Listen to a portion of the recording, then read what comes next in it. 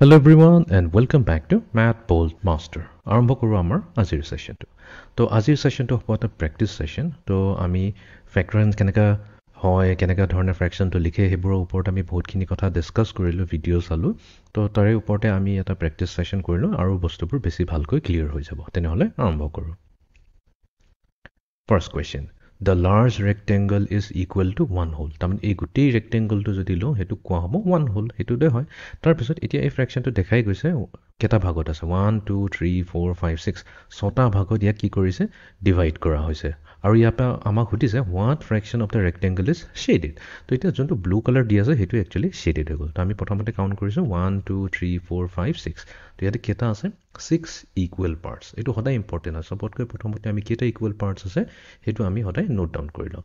এতিয়া এই 6 পাৰ্টছৰ ভিতৰত কেইটা পাৰ্ট শেড কৰা আছে 1 2 3 4 চাৰিটা পাৰ্ট। তো আমি এইটো ক'ব পাৰোঁ 4 আউট অফ 6। ঠিক আছে, তো 4 আউট অফ 6 তো কেনেকৈ ক'ব নিউমাৰেটৰত যিহেতু আমাৰ 4 আছে তো এইটোক আমি ক'লোঁ 4, ডিনমিনেটৰত আছে আমাৰ 6। তো সেইটোক আমি লিখিম SIXTHS 4/6 আৰু এইটো অপশ্যন ডিতে আছে আমাৰ 4/6। Okay, next question. Each large square is divided into one whole. তাৰমানে ঠিক আছে এটা স্কুৱেৰ এটা আছে, ডাঙৰ স্কুৱেৰ এটা আছে আৰু সেইটোক each large square is equal to one whole. ঠিক আছে, অ'কে ফাইন। এটা ডাঙৰ স্কুৱেৰ এটা দিছে আৰু এইটো কৈছে সেই ডাঙৰ স্কুৱেৰটো হৈ যাব আমাৰ 1 whole এনেকুৱা যদি ডাঙৰ স্কুৱেৰ এটা লওঁ। এতিয়া আমাক কৈছে which image shows 1/4 part shaded. তাৰমানে এটা 1 out of 4 শেডেড হৈ আছে। তো এতিয়া যদি আমি অপশ্যন ইয়াত চাওঁ দেখাই পাইছোঁ ইয়াতে চাৰিটা পাৰ্ট আছে, ইকুৱেল পাৰ্ট হয়। চাৰিটা পাৰ্টত এটা পাৰ্ট শেড কৰা আছে, তাৰমানে এ কাৰেক্ট হ'ব। বিটো কাৰেক্ট হ'ব নোৱাৰে বিকজ ইয়াতে দুটা পাৰ্ট শেড আছে। চিত যদি চাওঁ ইয়াতো এটা পাৰ্টি শেড আছে, তিনিটা শেড কৰা নাই। আৰু চাৰিটা ইকুৱেল পাৰ্টছ আছে, তো আমি চিটোক চিলেক্ট কৰি ল'ব পাৰিম। ডিটো আমি নকৰোঁ বিকজ ডিত তিনিটা আছে। ঠিক আছে, ইয়াতে কনফিউজ হৈ নাযাব কি আমাক 1/4টোতো এইটোৱে হয় কি ইয়াতে এটাই পাৰ্ট, এইটো আনশ্বেডেড পাৰ্ট হয়। শ্বেড কৰাটো কিন্তু ইয়াতে তিনিটা আছে, ব্লু কালাৰে শ্বেড কৰা আছে। তো সেইকাৰণে আমাৰ ডিটো অপশ্যন ল'ব নোৱাৰোঁ। অ'কে, এতিয়া আমি যাওঁ নেক্সট কুৱেশ্যনটোলৈ। নেক্সট কুৱেশ্যনটোত আছে the following circle is equal to 1 whole. তাৰমানে গোটেই চাৰ্কলটো হৈছে এটা 1 whole চাৰ্কল। ঠিক আছে, তো এইটো হৈছে আমাৰ গোটেই 1 whole চাৰ্কলটো। এইটোক আমি ডিফাৰেণ্ট পাৰ্টত ডিভাইড কৰিছোঁ 1 2 3 4 5 6। তো ইয়াতে আমাৰ আছে 6 পাৰ্টছ, 6 ইকুৱেল পাৰ্টছ। মই 6 পাৰ্টছ বুলি কৈ লিখিছোঁ। এতিয়া এই 6 পাৰ্টৰ ভিতৰত কেইটা শেড কৰা আছে দুটা পাৰ্ট আছে, এইটো আৰু এইটো ৰিজনটো। তো আমি ক'ম 2 আউট অফ 6। তো 2/6 কওঁ, 2/6 কওঁ, 2/6 বুলি কওঁ। তো এইটোৱে হৈ যাব আমাৰ কাৰেক্ট আনচাৰ। তো ইয়াতে আমি টাইপ কৰিব লাগিব 2/6 2/6। Okay, next question. The large rectangle is equal to 1 whole. গোটেই ৰেক্টেংগলটো হৈছে আমাৰ 1 whole। এতিয়া এইটোক ইকুৱেল পাৰ্টছ ডিভাইড কৰা আছে 1 2 3 4 5 6 7 8।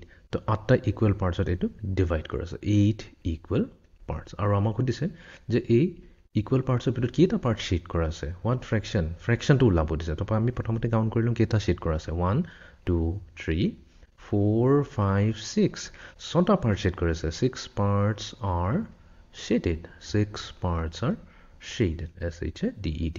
তো তেনেহ'লে আমাৰ ফ্ৰেকশ্যনটো কি হৈ যাব 6 আউট অফ 8, যোনটোক আমি 6/8 কওঁ, 6/8 কওঁ, অৰ আমি 6/8 EIGHTHS। ঠিক আছে, 6/8 বুলি কওঁ। তো ইয়াতে আমাৰ অপশ্যন চিটোৱে হৈ যাব কাৰেক্ট আনচাৰ। অ'কে, তো কেতিয়াবা যদি প্ৰব্লেম ছল্ভ কৰি থাকোঁতে যদি কনফিউজন হয় তেনেহ'লে কিছুমান প্ৰব্লেমছত ইয়াতে তলত ভিডিঅ'টো দিয়া থাকে, সেই ভিডিঅ'টো চাই ল'লেও ক্লিয়াৰ হৈ যাব। অ'কে, নেক্সট কুৱেশ্যন আছে each circle is equal to 1 whole. ইয়াতে যিমানখিনি চাৰ্কল দিছে গোটেইখিনি এটা হোল চাৰ্কল হয়। ঠিক আছে, গোটেই চাৰ্কলটোৰ কথা কৈ আছে। ইয়াতে 1/3 কোনটো হ'ব অপশ্যন এত যদি চাওঁ দেখাই গৈছে ইয়াতে তিনিটা ইকুৱেল পাৰ্টছ আছে আৰু দুটা ৰিজন শেড কৰিছে, এইটোতো আমাৰ 2/3 হৈ গ'ল। তো সেইকাৰণে অপশ্যন এটো হ'ব নোৱাৰে। নেক্সট যদি বিত আহোঁ ইয়াতো তিনিটা ইকুৱেল পাৰ্টছ আছে বাট এটাই শেড কৰিছে, এইটো হৈ গ'ল 1/3। চিটো যদি চাওঁ এইটো হ'ব 1/3, তিনিটা ইকুৱেল পাৰ্টছ, তলৰ পৰ্চনটো শেড কৰা আছে। আৰু ডিটো যদি চাওঁ ইয়াতেতো এটাও পৰ্চন শেড কৰা নাই। এইটো আমি কি ক'ম 0/4। একচুৱেলি এইটো 0/4 কওঁ বা ইকুৱেলছ টু 0 কওঁ, আমাৰ কথাটো একেই হৈ যায়। ভাল কুৱেশ্যন হয়। তো ইয়াতে কেতিয়াবা শেড কৰা যদি নাথাকে আমাৰ ফ্ৰেকশ্যনটো চিম্পলি 0 হৈ যাব। 0/3, চৰি মাই মিষ্টেক। যিহেতু 3 ইকুৱেল পাৰ্টছ আছে ইয়াতে তলত 3 লিখিব লাগিব আৰু 0/3 কৰোঁ বা 0 লিখোঁ, কথাটো একেই হৈ যায়। তো ইয়াতে B আৰু C টোৱে হৈ যাব আমাৰ কাৰেক্ট অপশ্যন বিকজ আমাৰ কুৱেশ্যনত কি দিছে 1/3 কোনটো হয় তো 1/3 B আৰু C হৈ যাব অ'কে নেক্সট কুৱেশ্যন